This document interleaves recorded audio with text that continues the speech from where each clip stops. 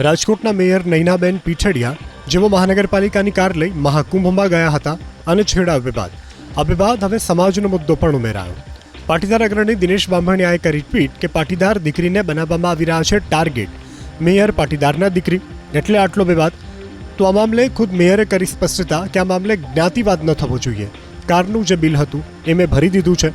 સાથે જ કહ્યું કે સ્ટેન્ડિંગ કમિટીના ચેરમેનની સાથે કોઈ જૂથવાદ નથી, તેઓ મારા નાના ભાઈ જેવા છે.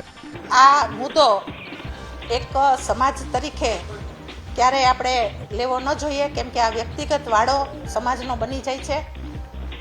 આમાં આપણે ન પડતા કે જે બનાવ જે કાંઈ હોય એનું આપણે પૂર્ણવિરામ લાવવો જોઈએ.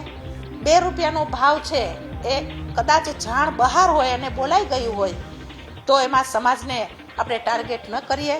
આ સમગ્ર વિવાદને કારણે વિરોધ પક્ષને મળી તક શાસક પક્ષ પર નિશાન સાધવાની. મનપામાં વિરોધ પક્ષના નેતા વશરામ સાગઠિયાએ કર્યો પ્રહાર કે સ્ટેન્ડિંગ કમિટીના ચેરમેન અને મેયર વચ્ચે ઘમાસાણ યુદ્ધ ચાલતું હોવાનું દેખાય છે.